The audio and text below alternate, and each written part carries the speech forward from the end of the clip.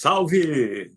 Boa noite. Boa noite, professor Túlio. Prazer e uma Ô, honra muito professor, grande estar aqui com você. professor Ítalo, tanto que eu aprendo contigo, nossa senhora.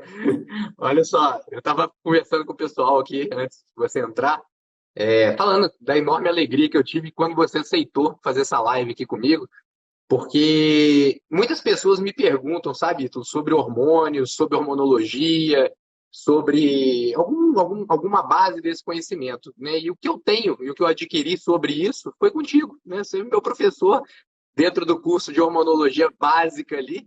E tive a honra de fazer esse curso online contigo, de participar, inclusive, do teu grupo ali de tutoria. E é óbvio que é um assunto extremamente complexo e que muitos médicos e profissionais de saúde acham que sabem a respeito. E estando dentro desse curso básico que eu fiz teu ali online, a gente vê o quão complexo ele é, mas que já dá uma ideia muito boa, um embasamento muito grande para a gente entender pelo menos o que é uma orquestra hormonal, enfim.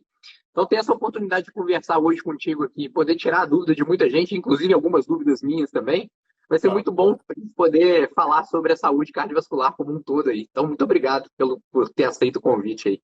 Uma honra toda minha, Túlio, compartilhar esse momento com médicos que praticam medicina de uma maneira lógica, utilizando recursos inalienáveis que nós temos ao nosso derredor e esquecemos, né? Depositamos toda a responsabilidade do diagnóstico em cima do laboratório, em cima dos exames complementares. Nós não estamos aqui dizendo que esses exames são desnecessários ou que quem está pedindo está fazendo alguma coisa errada. Mas não é isso.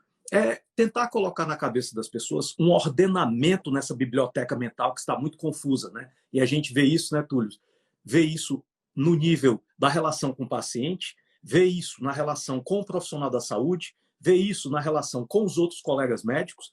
E uma coisa que me preocupa sobremaneira é nós estarmos praticando medicina esquecendo de usar o cérebro, os olhos, os ouvidos, uma coisa chamada bom senso, que muitas vezes vale mais do que qualquer exame acurado de laboratório, e deixar de lado esses predicados imprescindíveis para uma boa prática médica e pular direto essa etapa e partir jogando nas costas do laboratório a responsabilidade pelo diagnóstico, quando na realidade esses exames nunca deixaram de ser e sempre foram exames complementares ao diagnóstico. Então, se tem a certeza, você e todos que estão aqui conosco nessa live de hoje, que eu tenho muita honra em compartilhar esse tempo com profissionais que praticam medicina usando o cérebro. E você pode ter certeza é um deles. Me orgulho muito de estar aqui. Espero que possamos fazer um bate-bola bem útil para que as pessoas possam refletir sobre várias coisas que podem conduzir à saúde, que podem conduzir a uma vida com desabilidade, a uma vida com doença,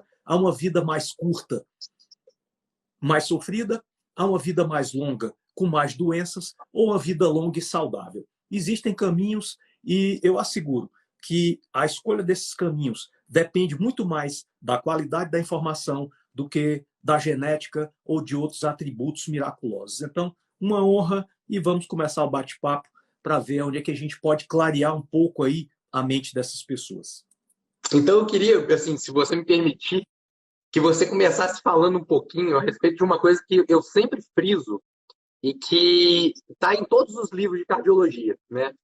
O principal fator de risco para doença cardiovascular é a idade.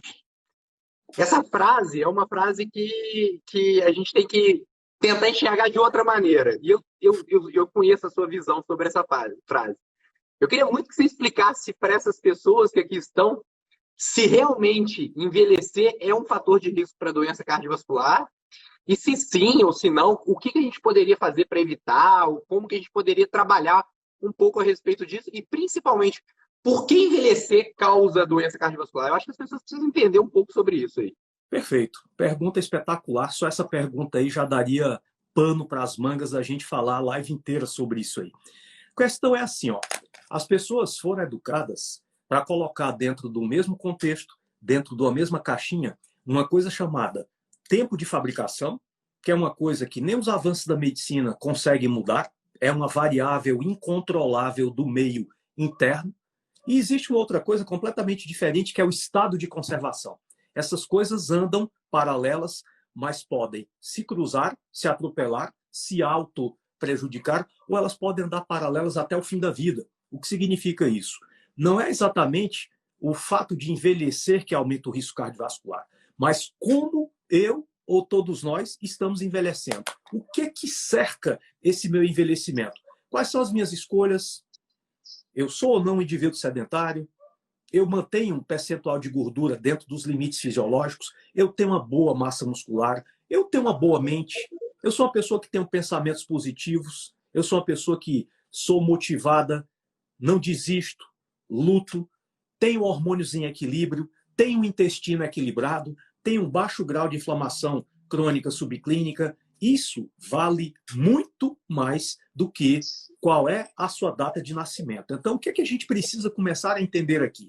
Que, na realidade, Túlio, a data do nascimento está valendo cada vez menos. Porque existem variáveis que podem acometer e podem alcançar o indivíduo ao longo do seu processo de envelhecimento, que podem fazer toda a diferença, no sentido de que ele pode envelhecer sem ficar velho, ele pode envelhecer mantendo sua capacidade funcional, ou ele pode debilitar e comprometer essa capacidade funcional até mesmo antes daquelas idades que nós chamamos as idades previstas para determinados desfechos, determinadas patologias, determinadas comorbidades. E muito relevante o contexto do que você está colocando aqui, porque nós estamos falando da doença que mais mata pessoas no planeta, né? Que é a doença arterial obstrutiva coronariana, ou a sua versão cerebral, que é o AVC. Juntando essas duas aí, isso mata mais do que qualquer outra doença. Então é muito importante a gente saber como conviver com esse inimigo, se ele é realmente uma determinante. O meu pai infartou aos 50 anos, eu vou infartar também aos 48, aos 56. Existe, de fato, um impacto da genética, até onde esse impacto vem? Ou será que as minhas escolhas não poderiam modificar até mesmo a minha genética através de influências epigenéticas que podem mudar desfechos? Eu acho que é disso aqui que nós estamos falando. A forma de envelhecer faz toda a diferença. Então, deixar de lado aquela visão estática de que o envelhecer é um processo puramente cumulativo de tempo. Eu completo um ano esse ano, o ano que vem tem um a mais, no outro tem um a mais, daqui a pouco eu estou diabético, é da idade, eu estou hipertenso, é da idade, eu estou deprimido, é da idade, vem uma artrite, é da idade, vem uma queda cognitiva, é da idade, uma má qualidade do sono, é da idade. Eu acho que este é o ponto de ruptura principal, é a remodelação dessa forma de enxergar o envelhecimento, que ao invés de ser um processo estático, perverso, um castigo que nós recebemos, ele é um processo dinâmico e muitas das suas variáveis podem ser não só controladas, como modificadas, como até mesmo revertidas, dependendo do grau de informação que essa pessoa tem sobre a sua própria saúde e, principalmente, dependendo do assessor de saúde que essa pessoa tem. Se ela tem na frente dela um tratador de saúde ou um tratador de doenças. E isso pode fazer toda a diferença. Eu concordo 100% com o que você está falando, doutor Ito. Assim, hoje em dia, o que eu pego mais no meu consultório, né, eu me atento. Hoje, eu sou cardiologista, sempre permaneci dentro da cardiologia e vou morrer dentro da cardiologia, porque eu gosto muito da cardiologia. E como você mesmo falou, né, é a doença que mais mata. Então, assim, a minha luta aqui dentro do Instagram e dentro do que eu faço no dia a dia é justamente tentar mostrar para as pessoas que existe uma alternativa a isso, né? Ficar doente não é um fato, né? Ficar doente pode acontecer ou não com a pessoa, depende muito do que ela vai fazer. E aí, o que eu fiz questão de perguntar isso, porque assim, eu pego direto no meu consultório, às vezes pessoas com placas de ateroma na carótida ali de 30%, 40%, 20%, placas pequenas, placas discretas, ou placas coronarianas, ou um score de cálcio aumentado. E o que eu mais escuto sempre dos colegas que fazem o exame é assim: ah, não, o paciente falando para o colega que fez o exame, falou assim: ah, não, ele me falou que isso é normal para a minha idade, né? Isso você deve ouvir muito, né? Ah, é normal para a tua idade. Não existe isso de é normal para a tua idade, né? Não tem essa de, você já está na idade de ter isso, né? Depende muito do que foi feito, né, ao longo da tua vida. E uma coisa que eu falo com todo mundo, o imprint está lá, né? Então, por exemplo, vou dar o meu exemplo pessoal.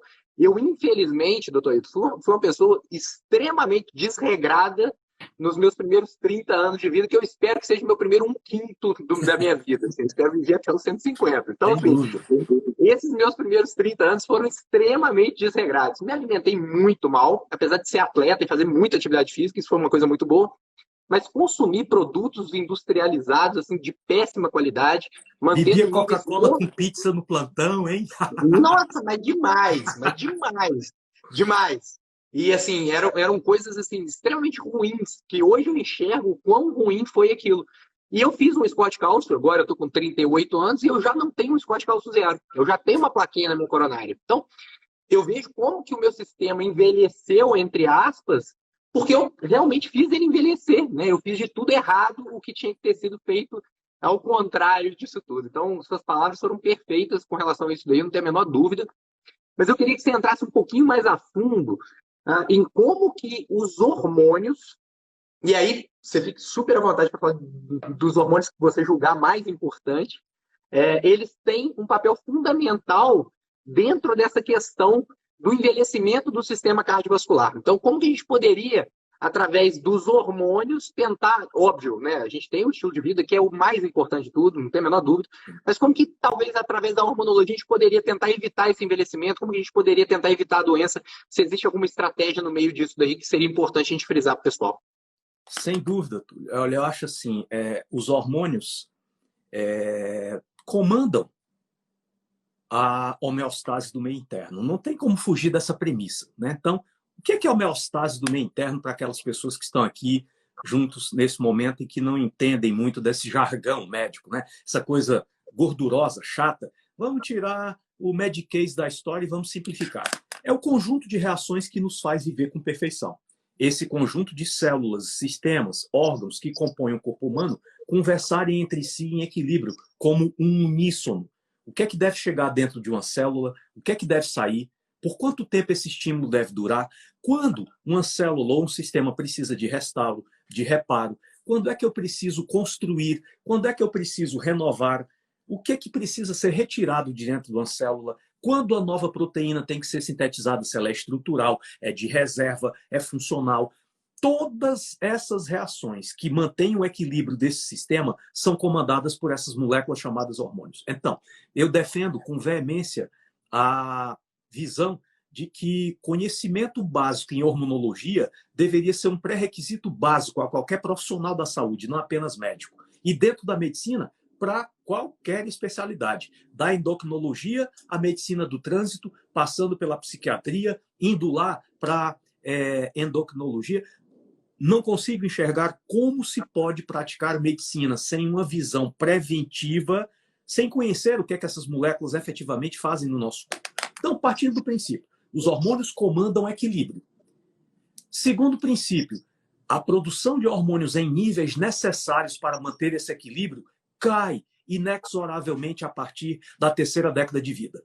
Não existe um ser humano que vá viver após 25, 30 anos sem sofrer quedas hormonais. O problema, a velocidade com que essas quedas ocorrem e a combinação desses hormônios que vão caindo de maneira sequencial é uma coisa que forma um padrão tão individual quanto a minha ou a sua impressões digitais. Então, eu sei que o viés é declinar hormônios, mas como Dr. Túlio vai cair, como Pedro, como Antônia, como Fátima, como é que essas pessoas vão sofrer esse declínio hormonal, que não depende só da idade cronológica, depende da qualidade do sono, depende da alimentação, depende do grau de toxicidade alimentar e ambiental, depende do grau de normobiose ou disbiose intestinal, depende da sinalização imunológica, enfim, depende de uma quantidade tão grande de fatores, incluindo-se aí até mesmo um pouco da genética. Importante as pessoas saberem, a genética afeta apenas 15% da nossa longevidade. Então o indivíduo acorda de manhã e diz: eu vou me lixar para a vida. Meu pai morreu aos 97 anos. A minha mãe aos 101, de uma topada. Eu vou me lixar para a vida porque eu também tenho todo o potencial de ser longevo. Esse sujeito aí vai cair do cavalo muito mais cedo do que ele imagina. Porque o impacto da genética, hoje, nós sabemos de maneira clara, não excede meros e modestos 15%. O que significa os restantes, 85%, de quão bem ou não nós iremos viver, dependem de escolhas. E as escolhas dependem da qualidade da informação. Então vamos lá, os hormônios vão cair. mas eu não sei de que maneira eles vão cair em cada uma dessas pessoas. Porque, juntando todas essas variáveis, nós vamos compor uma condição única de declínios hormonais, que é daquela pessoa, não daquela outra. Então, primeira necessidade, individualizar essas quedas hormonais em cada pessoa. Segundo, hierarquizar. Sabermos que esses hormônios atuam em bloco, promovendo anabolismo, restauro, reparo, mas tem uns que são muito mais importantes do que os outros. Eu não teria a menor dúvida de dizer que, na realidade, hoje até se questiona se trata de um hormônio, dada a universalidade das suas ações. Eu estou falando de uma molécula indeolamina, chamada de melatonina, ou N-acetil-5-metoxtriptamina. Melatonina é o hormônio regulador master dos nossos sistemas neuroendócrino, reprodutivo e imunológico. E para o indivíduo manter-se produzindo melatonina em níveis fisiológicos, ele precisa dormir. Olha que loucura. Ele precisa dormir num determinado limite de horário, por um determinado tempo mínimo, em uma determinada profundidade e acordar na hora certa. Ou algo que nós chamamos de respeito ao ritmo circadiano. Saber que aqui ao meu derredor existe luz solar ou existe a ausência da luz solar. Quando o sol se põe, nós temos que nos pôr também. E essa ruptura, essa transgressão, o desrespeito aos nossos ritmos circadianos estão trazendo para as pessoas uma quantidade imensa de doenças que estão dormindo e acordando com elas nas suas camas, nos seus quartos de dormir. Elas procuram as doenças nos exames de laboratório e as doenças estão surgindo pela simples falta do respeito ao sono, a simples falta do respeito circadiano. Quando esse ritmo de produção de melatonina começa a se adulterar, começa a se alterar, todos os outros sistemas hormonais vão entrando em um processo que nós chamamos de dessincronização.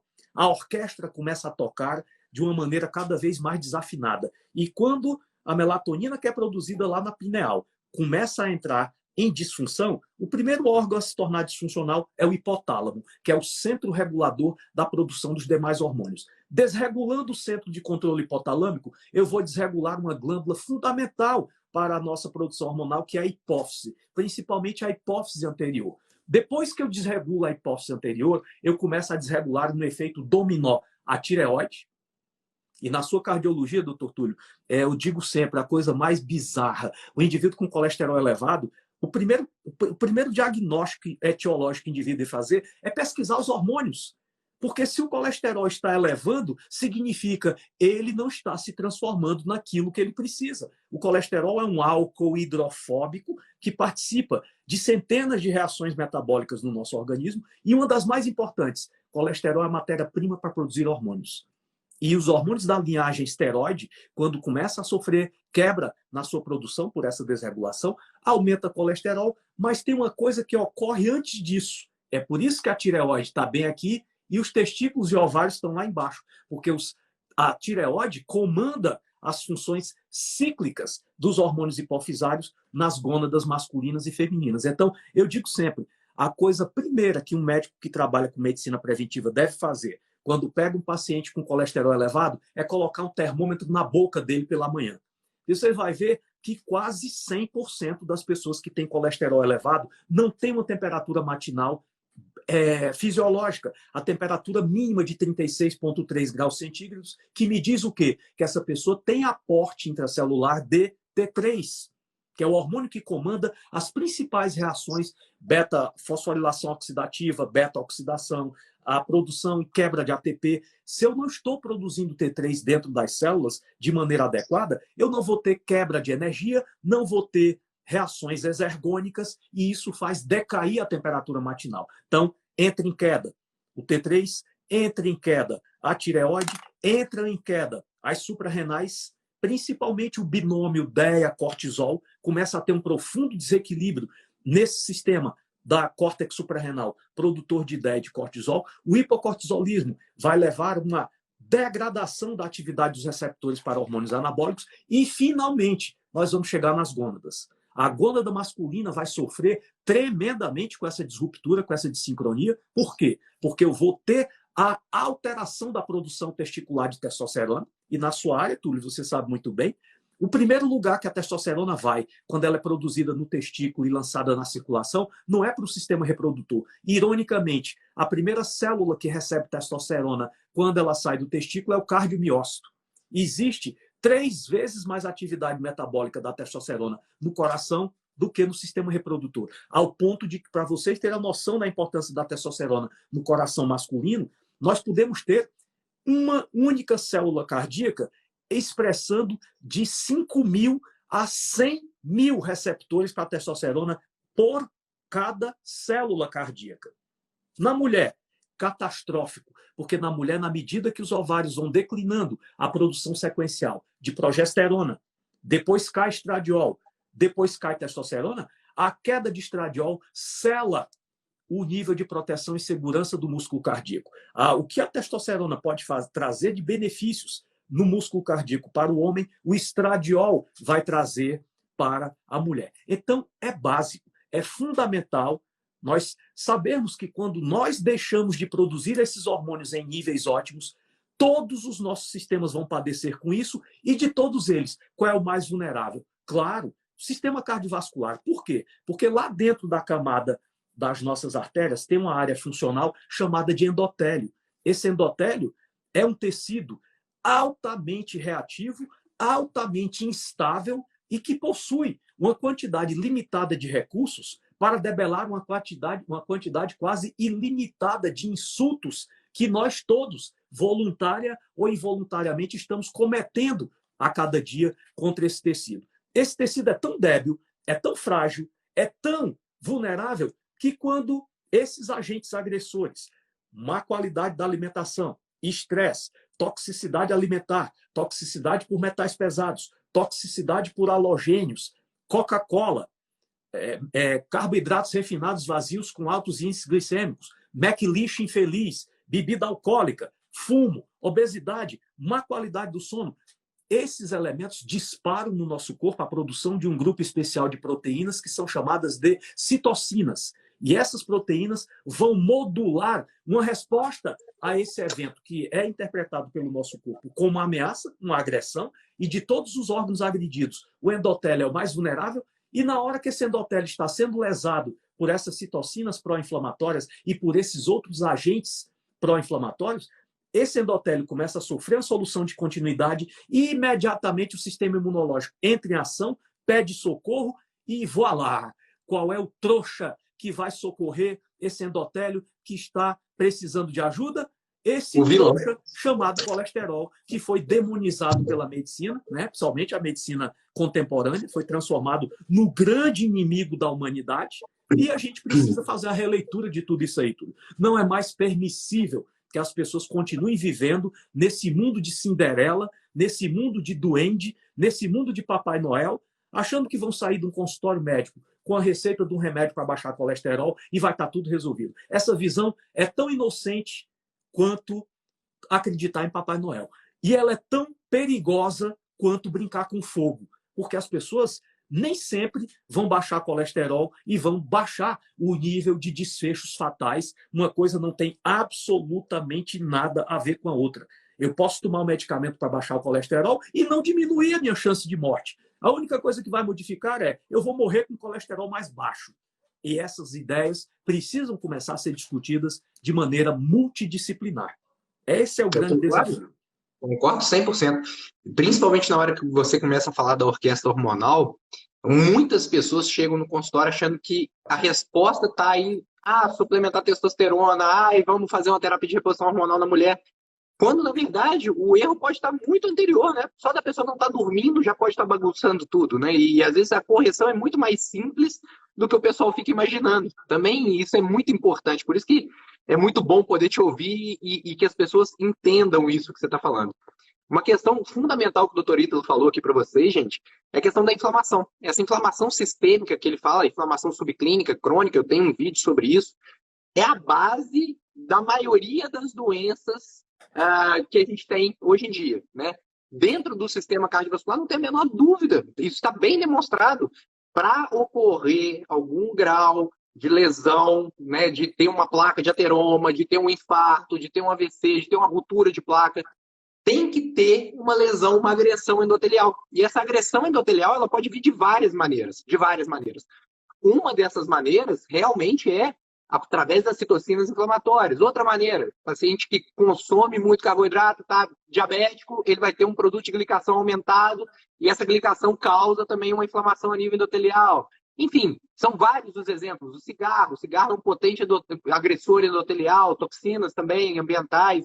Então, tudo isso que o Ítalo está falando, só para sintetizar num pequeno exemplo para vocês. Eu atendi, doutorito, uma paciente que ela tem privação de sono. É o único fator de risco que ela tem. Na minha anamnese, sempre tem uma parte da minha anamnese que é sobre sono. Então, eu converso muito sobre sono com a pessoa. E, olhando todos os fatores de risco clássicos, assim, da cardiologia clássica, ela não tinha nenhum fator de risco, nenhum. Mas uma privação de sono absurda, absurda. Ela infartou aos 48 anos de idade. Por privação de sono, não tem a menor dúvida. Ela me perguntou, você acha que eu infartei por causa disso? Eu tenho certeza que você infartou por causa disso. Por quê? Deve ter bagunçado tudo, deve ter criado realmente, né, a inflamação nela, deve ter deixado o sistema nervoso simpático dela ativo o tempo todo e sem aquele descanso do parasimpático acima do simpático. Então, tudo isso vem junto e demonstrou, né, esse desfecho aí clínico nessa paciente.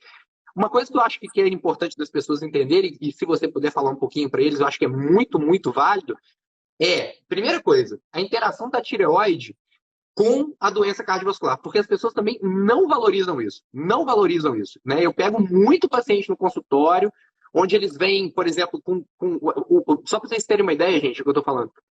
O paciente, quando ele tem um hipotireoidismo ou um hipertireoidismo, o hipo é mais comum do que o hiper, ele tem uma bagunça tão grande, mas tão grande nos exames laboratoriais de marcadores inflamatórios, incluindo também o colesterol, que acaba piorando muito a qualidade desse colesterol também, e que aí ele pode até não fazer o papel adequadamente que ele tem que fazer também, aumentando taxa de oxidação, enfim.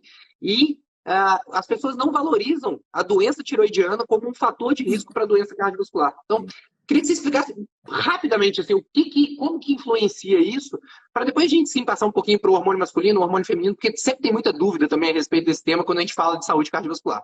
Perfeito, Túlio. Então, isso que você apontou aí, a questão do sono, é fundamental. E você foi certeiro quando você apontou a associação do evento com a deprivação do sono. A deprivação do sono pode estar tirando vidas desnecessariamente. Luz elétrica, essa coisinha aqui em cima da minha cabeça, é uma coisa terrível. O nosso corpo não desenvolveu capacidade sensorial para decodificar o que é isso aqui. O meu corpo, num ambiente como esse, só sabe de uma coisa. Ó. Aqui eu não tenho luz solar, mas ele não entende o que fazer com isso aqui.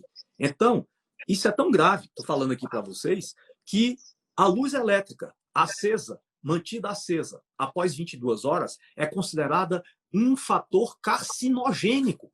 Não é só promotor de infarto, é promotor de câncer também. E as pessoas ficam alimentando o devaneio de que hormônios causam câncer e o câncer está na sua cabeça, quando você não consegue apagar a luz do seu quarto após 10 horas da noite. Isso é que está matando as pessoas de câncer. Claro, multifatorial, da mesma forma que infarto. Dizer que o colesterol é causador do infarto é uma tolice de enorme magnitude, é desconhecer fisiologia, é desconhecer fatores ambientais, tudo isso aí que você apontou tão bem. E aí vem a nossa querida tireoide. A tireoide está aqui no meio, ó. Se a gente for olhar o sistema glandular, terminando ali pelas gônadas masculinas e femininas e começando pela glândula pineal, a tireoide está mais ou menos no meio. O que significa isso? Ela é uma glândula que recebe controle do sistema epifisário, hipotalâmico e hipofisário, mas ela exerce controle sobre uma quantidade enorme de funções hormonais dentro do nosso corpo, através de uma pequena molécula, um hormônio aminoácido derivado chamado triodotireonina. É uma molécula de tirosina com 3 átomos de iodo ali adicionados. Essa molécula circula por todo o nosso corpo e ela mantém produção e recrutamento de energia. Queda de T3 produz ineficácia metabólica em todos os nossos órgãos e sistemas. E por que a queda de T3 produz efeitos tão catastróficos no sistema cardiovascular? Porque é um dos sistemas que mais consome energia no nosso organismo. A célula cardíaca é uma voraz consumidora de energia. E aí, vocês imaginam, um ser humano ao longo da sua vida tem aproximadamente bilhões de vezes o coração vai bater. E cada vez que esse coração bate, né, um processo complexo de sístole e diástole, cada momento desse entre a sístole e a diástole é um consumo colossal de energia. E para que esse sistema funcione com perfeição, eu tenho que ter níveis ótimos de T3. E aí, doutor Túlio, qual é o grande problema? Nós irmos buscar esses níveis ótimos de T3 no laboratório, através de uma coleta de sangue. O primeiro equívoco, o sangue, a corrente sanguínea de retorno venosa, não é o evento, não é o palco onde os eventos hormonais ocorrem. Os eventos hormonais ocorrem dentro do núcleo das células, uma distância abissal do núcleo de uma célula para a corrente venosa. Então, o que significa? Nem sempre os níveis de um dado hormônio que são testados no sangue vão expressar os níveis desse mesmo hormônio dentro do núcleo de uma célula. E qual é o evento mais comum? Aquele nível hormonal decair antes dentro das células, para só depois cair na corrente sanguínea. A maioria de nós pensa que é o contrário. O hormônio tem que cair primeiro no sangue para cair dentro de uma célula. Negativo. Então, a conclusão: nós não podemos depender apenas do laboratório para dar o diagnóstico de uma insuficiência hormonal. Esse diagnóstico tem que ser clínico. E o laboratório pode ou não confirmar essas manifestações clínicas. Dificilmente o indivíduo vai ter no laboratório o seu diagnóstico de insuficiência de T3. Por quê? Porque 80% das vezes em que uma pessoa tem queda de T3 dentro das células, ela também tem queda de cortisol. E no momento que ela tem queda de cortisol, o sistema central de controle da tireoide passa a ter uma aberração. Lá na hipófise, onde eu tenho um hormônio chamado TRH, que é o hormônio estimulador da tireoide. Esse TRH vai estimular a hipófise para produzir TSH. E quando eu tenho deficiência de cortisol, eu tenho deficiência na atividade do receptor hipofisário de TRH. O que significa? Eu vou produzir uma baixa quantidade de TSH que não vai conseguir parametrizar a deficiência intracelular de T3 que eu tenho. Então, o diagnóstico de deficiência de T3 pelo laboratório não chega a 15% dos casos. Se eu ficar esperando um T3 livre cair, um TSH subir, para identificar que uma pessoa tem deficiência de T3, eu vou estar errando em pelo menos 85% a 90% dos diagnósticos. Vou deixar esse indivíduo sair do meu consultório dizendo para ele que está tudo ok com os exames de laboratório, mas o paciente não está bem. O paciente vive cansado, o paciente não consegue perder peso, o paciente tem astenia, ele reporta que a queda de performance mental é notória, o colesterol é permanentemente elevado. O que esses elementos clínicos estão me dizendo? Que está faltando T3 dentro das células. E queda de T3 dentro da célula cardíaca é fatal. Por quê? Porque sem T3, essas células têm um retardo no pedido de socorro lá para o sistema imunológico. E os indivíduos com baixos níveis intracardiomiocytários de T3, eles tendem a produzir não só placas ateromatosas mais rapidamente, como tendem a produzir placas mais instáveis. Olha aí que perigo, Túlio. E você é um pesquisador, é uma pessoa que pratica uma cardiologia de vanguarda, você sabe muito bem que hoje a preocupação maior não é só o tamanho da obstrução, é principalmente a instabilidade desse ateroma. Um indivíduo com ateroma menor, ele pode ter muito mais risco de ter um desfecho fatal do que um indivíduo com ateroma maior, se esse ateroma menor é instável. E hoje uma das coisas que a gente está buscando muito dentro desse modelo de medicina são os marcadores que podem nos dar uma noção da estabilidade ou da instabilidade desse endotélio. Então são coisas muito importantes e as pessoas não podem sair dessa live aqui sem saber de tudo isso que nós estamos aqui compartilhando. Quer ouvir uma bizarrice aqui de Minas Gerais? Bora lá!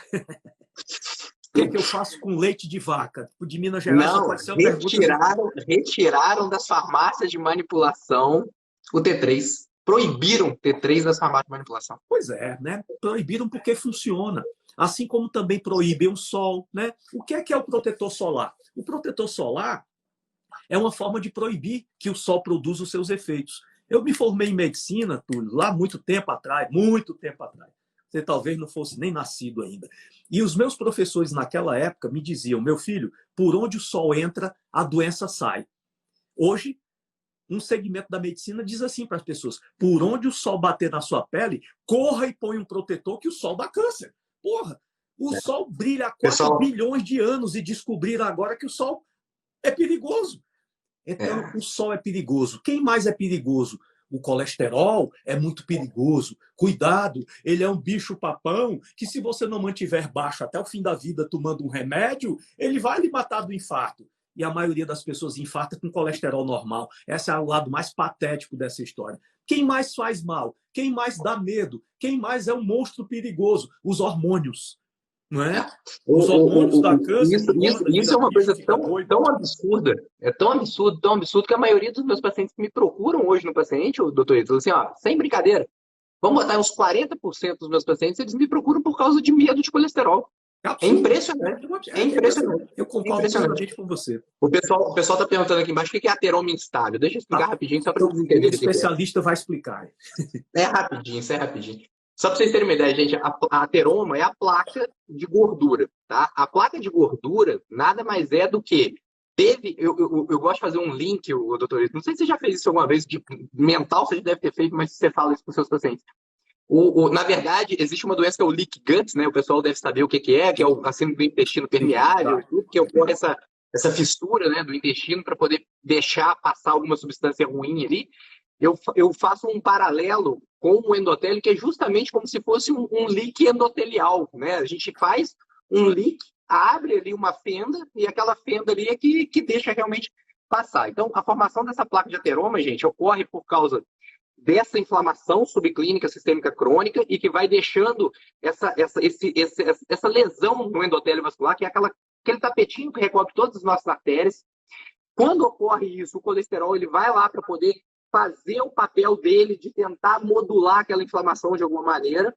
Só que quando está tudo muito desregulado, esse LDL pode ser oxidado, ele pode ser ingerido, ele pode ser fagocitado, participar dessa síntese da formação da placa de ateroma e formar a placa de ateroma.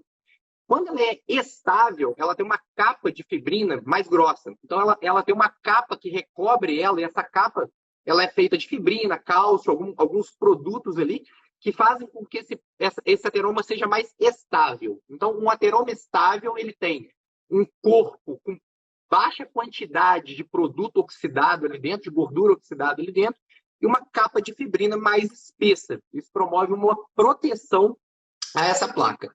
E a placa instável, né, o ateroma instável, que o doutor Ítalo citou, é justamente o contrário.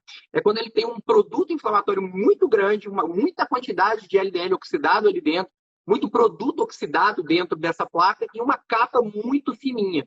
E essa capa muito fininha, quando ela está exposta a esses produtos que causaram a formação dessa placa, ela corre risco de romper.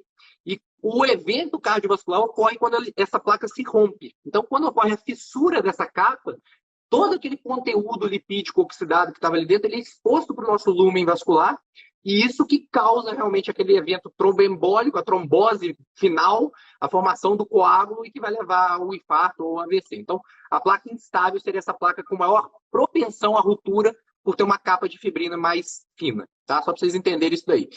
Doutorito, pergunta. Vamos lá. Agora vamos para o masculino e para o feminino, só para eu ver aqui rapidinho.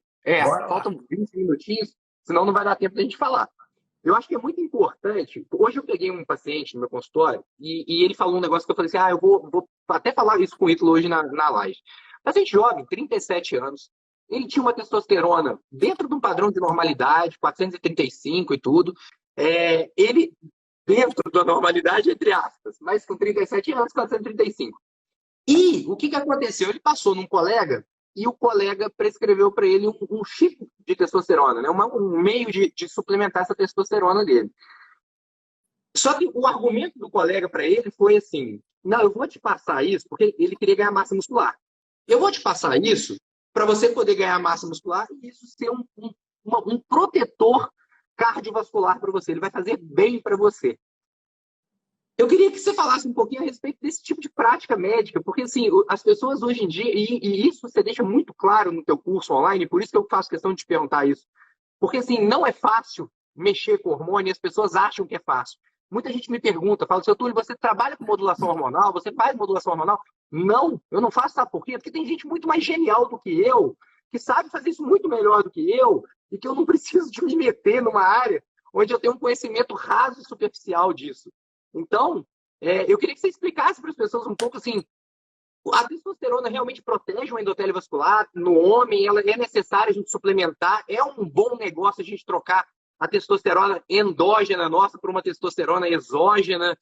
O que você pensa a respeito disso? Acho que é importante as pessoas ouvirem isso. Olha, realmente é uma pergunta muito importante e denota exatamente, Túlio, aquilo que a gente falou no início.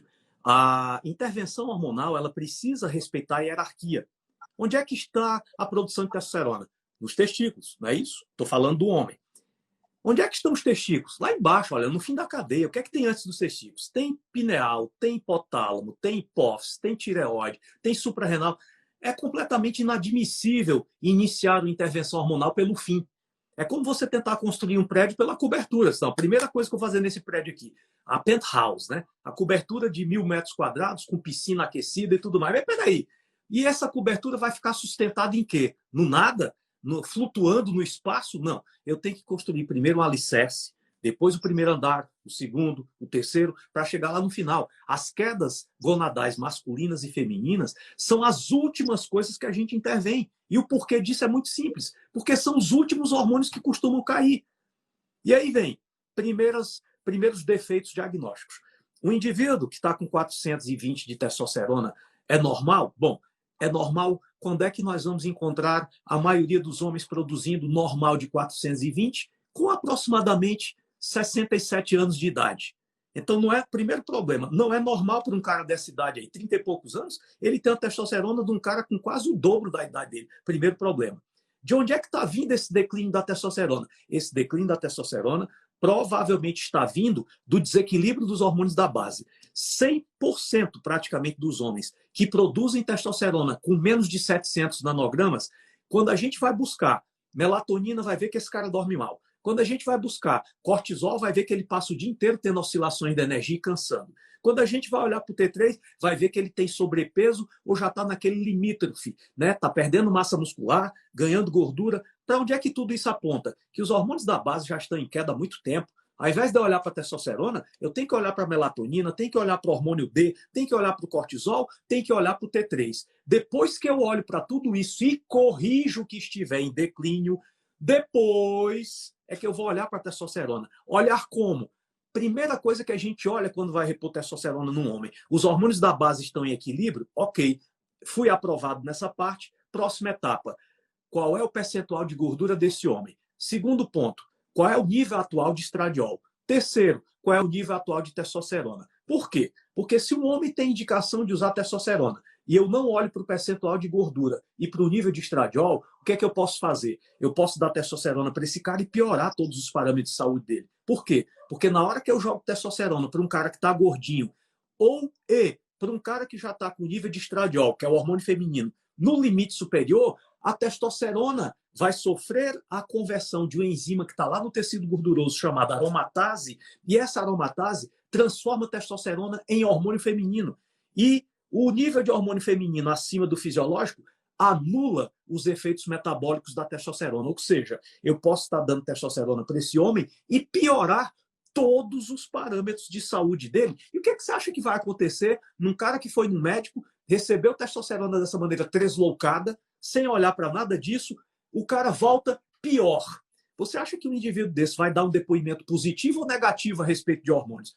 Ele vai difamar até a última geração. Só é um bando de maluco. Esses caras não sabem o que estão fazendo. Você imagina, primeiro, deu testosterona para um cara que estava com nível laboratorial totalmente normal. Isso aí já vai ser o primeiro pecado mortal, né? Depois, deu testosterona e o cara piorou em todos os aspectos clínicos. Mas piorou por quê? Piorou porque o profissional que passou isso aí se comportou da mesma forma de um macaco numa loja de louças. O cara não sabia o que estava fazendo. E é como você mesmo pontuou. Hormônio, Túlio, é um tiro de precisão. Imagina que eu tenho ali, a 100 metros de distância, um alvo.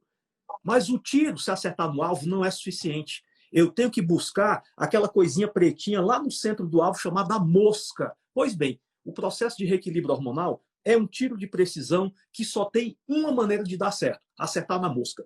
Todas as outras vão dar errado. Então vocês estão vendo que na prática do mundo real vai ser muito mais provável que este indivíduo tenha uma experiência negativa alguma vez ser abordado nessa parte hormonal do que uma experiência positiva. As chances de dar errado são muito maiores. Porque os hormônios são perigosos? Não. Porque perigoso foi a caneta de quem passou uma receita de hormônios sem saber o que estava fazendo. Essa é que é a grande realidade. O final dessa história, eu vou te contar o que aconteceu com o paciente. Paciente 4 meses depois, ele estava com a testosterona em 68. 68. E com tudo desregulado. Encaminhei para o teu consultório, daqui a pouco ele deve chegar para você. Você que se vira agora com essa aí. Obrigado, obrigado. Seu presente de amigo, hein? Muito Não, claro, mas olha, eu falo uma frase que eu falo, que eu aprendi com o Romário. A bola procura o craque. Então, deixa ela te procurar, porque tem que ser quem entenda isso aí. A questão toda é o seguinte, a outra dúvida, doutor Ítalo, isso eu recebo, muita gente me questiona, e eu sei a resposta, porque você já falou isso várias vezes, mas eu quero que as pessoas escutem um pouco sobre isso também. Você falou rapidamente a respeito do papel, né, do estradiol, do estrogênio, como um protetor cardiovascular para a mulher fundamental. Então, só para vocês entenderem um pouquinho, eu sei que tem muita mulher aqui, as mulheres, gente, quando elas entram na menopausa, elas perdem o efeito cardioprotetor do estrogênio. O estrogênio ele tem um efeito protetor fundamental a nível cardíaco e a nível endotelial. Ele também protege o endotélio vascular por múltiplas maneiras, inclusive por ação direta do estrogênio a nível endotelial. Quando a mulher entra na menopausa, ela perde isso e por conta dessa menopausa, o risco cardiovascular dela quase se iguala ou às vezes até supera o dos homens no longo prazo. Verdade. Então, doutor, eu queria que você falasse um pouquinho a respeito de... porque na medicina convencional, quando que a mulher tem que fazer uma terapia de reposição hormonal?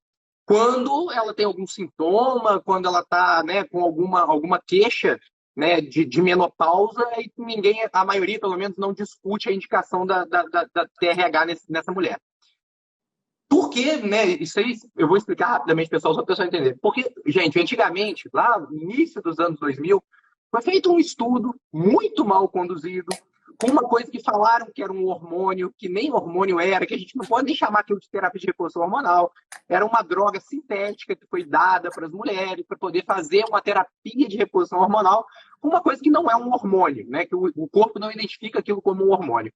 E nesse estudo houve um aumento do risco cardiovascular, né? E isso ficou fadado, assim, tipo, faz terapia de reposição hormonal, aumenta o teu risco cardiovascular. Isso caiu por terra há muito tempo já, e eu queria que você explicasse para as mulheres que estão aqui um pouquinho a respeito de terapia de reposição hormonal, da importância, se existe ou não isso para proteger o sistema cardiovascular. E uma dúvida que sempre vem, doutor Ítalo, eu já passei da tal janela para poder fazer a minha terapia de reposição hormonal, eu já estou com 68 anos ou 70 anos, e eu não posso mais fazer a terapia de reposição hormonal porque os médicos falaram que eu não posso. Existe isso? Não existe? Explica um pouquinho, pessoal, a respeito disso, que eu acho que é bem importante. Então, do final para o começo, a única janela que impede um ser humano de fazer o processo de equilíbrio hormonal é a morte. Partindo do princípio que existe vida antes da morte, qualquer pessoa pode ser um candidato a beneficiar-se com a reposição hormonal. Agora, é claro que quando a faixa etária vai avançando, cronológica, o potencial de disfunções também aumenta, a quantidade de atividade receptor diminui. Então, as pessoas mais idosas precisam entrar no programa de reequilíbrio hormonal seguindo diretrizes completamente diferentes, individualizadas para aquela situação peculiar. Mas a essência é: hormônios podem beneficiar seres humanos em qualquer época da vida. E a razão para isso é muito simples. Hormônios trabalham a favor da vida. Simples assim. Estudos prospectivos de longo prazo, né? Eu estou falando de acompanhar um grupo de pessoas durante 30 anos, 35 anos, mostra de maneira nítida tudo. As pessoas que vivem mais são as que têm níveis de hormônios mais elevados. E colesterol também mais elevado. Olha o paradigma. As pessoas que vivem menos são as que produzem menos hormônios. As pessoas que adoecem menos são as que têm hormônios em níveis mais elevados. As pessoas que adoecem mais são as pessoas que têm níveis hormonais mais baixos. Conclusão: hormônios trabalham a favor da vida. E nós não podemos ter medo de hormônio. Temos que ter medo do uso errado de hormônios. Isso pode ser tão perigoso quanto a falta de hormônios dentro do seu organismo. Agora, vamos fazer analogia. Menopausa é uma anarquia generalizada. Eu acho que um profissional da saúde olhar para uma mulher e dizer que menopausa é normal, ou ele tem coragem de mamar em onça, ou ele não tem conhecimento do que é menopausa. É uma bagunça generalizada. Eu só consigo conceber um termo para menopausa: anarquia. A mulher vai viver em um completo estado de anarquia durante toda a sua vida pós-menopausal. E é uma coisa que a gente tem que estar muito preocupado, porque a menopausa ocorre por volta dos 50 anos, mas as mulheres estão vivendo mais de um terço das suas vidas em um potencial estado de desequilíbrio hormonal. mulher no Brasil vive em média 79, entre menopausa aos 50, o que é que nós estamos dizendo? Que ela vai passar mais ou menos 30 anos da vida dela num estado de completa anarquia. Então a gente pode aproveitar aqui, Túlio, e fazer analogia com o homem e com a mulher.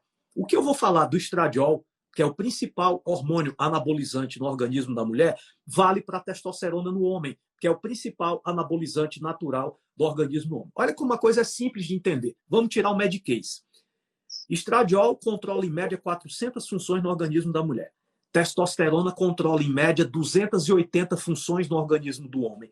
O que é que vocês acham que acontece com o corpo quando esses hormônios caem e não são repostos? Claro, o corpo vira de ponta cabeça. Ele perde o comando, ele perde o maestro que rege essa orquestra. No momento em que o estradiol cai na mulher, menopausa, e a testosterona cai no homem, o que é que vai acontecer? O corpo entra num estado de crise metabólica generalizada. E a maneira que o corpo tem de lidar com a crise metabólica é aumentar a resistência à insulina. Então, o que é que o corpo faz? Caiu o estradiol, aumenta uma proteína chamada SHBG. Caiu testosterona, aumenta uma proteína chamada SHBG. Estradiol na mulher, testosterona no homem. Caiu, aumenta SHBG. Esse SHBG aumenta como uma maneira do corpo compensar essa queda desses hormônios vitais. Acontece que, quando SHBG atinge um nível suprafisiológico, eu começo a criar resistência à insulina.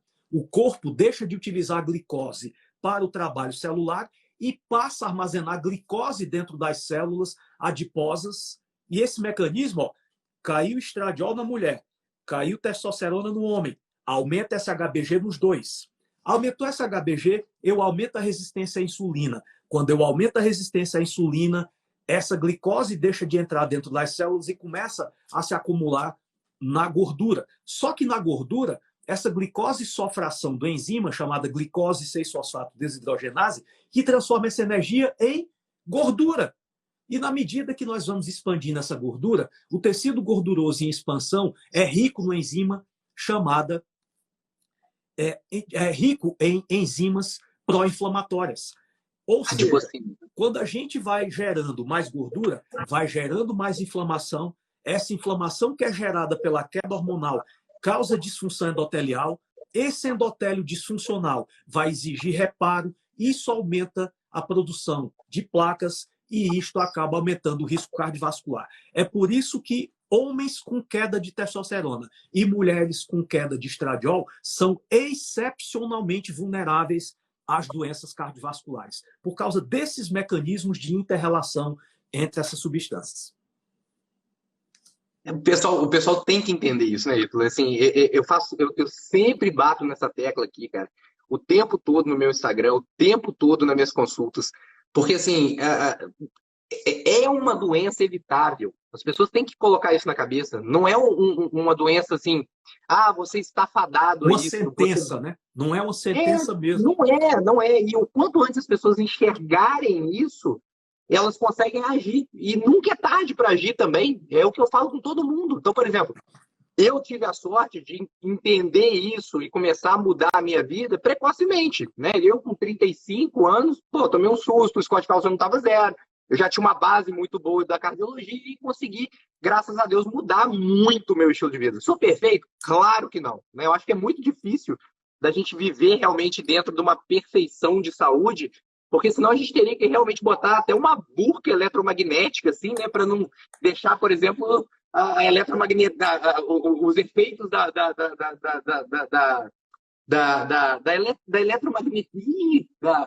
eletromagnetismo, dos campos magnéticos, né, poderem afetar a gente, igual, por exemplo, vai vir aí o 5G, a gente sabe que isso também vai trazer uma série de consequências para a saúde. Nos ferrar geral. Né? Então, assim, é muito difícil da gente imaginar como que a gente pode ser perfeito hoje em dia.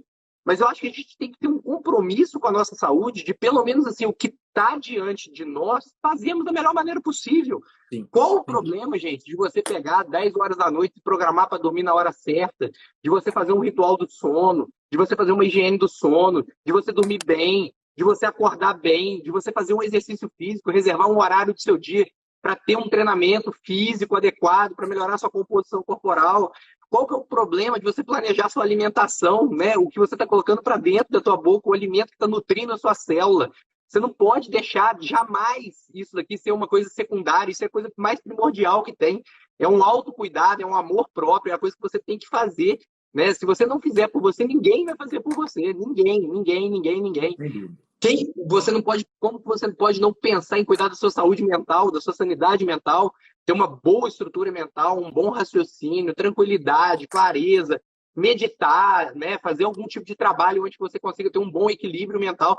Tudo isso, gente, influencia diretamente no sistema hormonal, que é o que o doutor Ítalo está falando desde o início da nossa live aqui.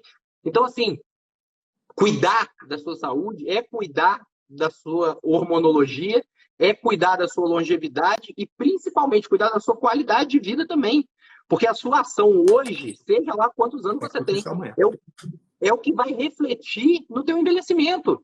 É o que vai refletir como que você vai estar com 80 anos, com 85 anos, com 95 anos.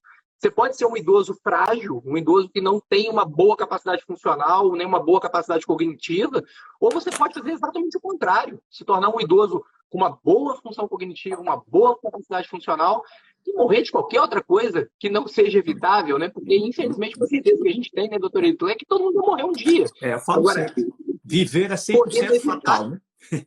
Viver é 100% fatal, mas que tal transformar o primeiro até o último dia em algo pleno, prazeroso, amplo, glorificante? Por que mediocrizar a vida? Por que morrer em vida? Não tem sentido. Então, Túlio, tudo isso que a gente está conversando aqui traz a um epílogo de reflexão. Eu defendo com veemência, você conhece muito bem, como eu defendo com firmeza essa tese. A maior doença que nós temos a tratar é a ignorância. Não é o infarto, não é o AVC, não é o câncer, não é o diabetes. Eu sinto muito em ter que dizer isso para vocês de uma maneira tão crua, cortando a carne. Nós temos uma doença pandêmica, crônica, que precisa ser urgentemente tratada. Essa doença chama-se ignorância. Ela é causa e consequência de todas as doenças. Se nós tratássemos a ignorância, nós eliminaríamos, doutor Túlio Sperber, pelo menos 90% das doenças poderiam ser eliminadas tratando uma doença de base chamada ignorância. Então, esse é o grande desafio, fazer com que as pessoas trilhem um caminho da informação, busquem informação com qualidade, busquem profissionais como você, que estão comprometidos até a medula com o tratamento da saúde, e não apenas passar remédio. Passar remédio em algum momento pode ser necessário? Pode, e nós não estamos aqui para difamar os remédios, nós estamos aqui para falar mal da medicina curativa, ao contrário, enaltecê-la, mas apenas dizer que esperar de uma maneira passiva por uma doença que não deveria existir não é inteligente, e as pessoas não podem mais ficar nesse mundo pré-histórico, nesse mundo jurássico de dar remédio para baixar colesterol. Isso positivamente tem que modificar. Não é mais permitido.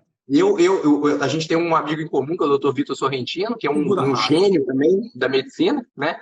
E eu e o Vitor, a gente tem um curso online onde a gente fala sobre exatamente a base da saúde cardiovascular, como que é o processo da formação da doença. A gente fala muito sobre inflamação sistêmica crônica, a base da hipertensão, a base do diabetes, o que é uma hipercolesterolemia, como que agem os agentes tóxicos do ambiente. A gente fala tudo isso.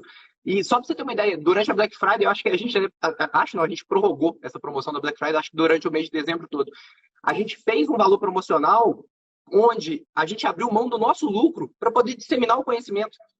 Só que as pessoas preferem não adquirir o curso e gastar com besteira, sabe assim? É uma coisa que não entra na minha cabeça. Ó, fica R$ 35 por mês durante um ano o curso. É uma coisa irrisória, um valor irrisório. Para ter um grau de conhecimento muito profundo sobre a doença que mais mata no Brasil e no mundo. As pessoas preferem comer um lanche do McLanche infeliz, igual você falou, do que adquirir um conhecimento desse. E aí é um ciclo que vai se perpetuando, vai se perpetuando, vai se perpetuando. Então, infelizmente, o conhecimento está aí. As pessoas, graças a Deus, hoje aqui a gente está com 500 pessoas interessadas no assunto. Né? Então, assim, você vê que é um assunto que desperta o interesse das pessoas. As pessoas querem aprender. E eu queria que esse conhecimento fosse difundido da melhor maneira possível por profissionais como você, e que lutam, e você luta no Brasil já há anos e anos e anos para difundir isso. Tomou muita porrada, né, doutor Ito? Mas muita porrada. E eu estou surfando uma onda hoje muito mais tranquila do que a que você pegou. Eu estou pegando uma marolinha tua, você tomou porrada pra caramba, o Vitor tomou muita porrada, eu estou pegando essa marola já graças a vocês. Então, muito obrigado por tudo que você fez pela medicina no Brasil, tá? De verdade mesmo, você não faz ideia do quanto que é importante e do quanto que você foi importante há anos atrás. Obrigado por me ensinar muito sobre hormonologia e obrigado por você ter cedido esse tempo para ensinar para o pessoal aqui da maneira melhor possível sobre a importância da hormonologia no sistema cardiovascular. Obrigado de verdade. Uma honra, meu querido. Obrigado, que Deus lhe abençoe, continue iluminando sua mente, iluminando seu propósito e saber, nós estamos no caminho do bem, nós estamos defendendo uma boa tese, nós estamos defendendo a vida, defendendo a saúde. Não há força superior no universo do que o bem. Parabéns, uma honra ter profissionais como você, poder chamar de colega, poder chamar de amigo. Estarei sempre ao seu dispor para o que der e vier. Somos soldados da mesma causa. Beijo no coração, fica com Deus.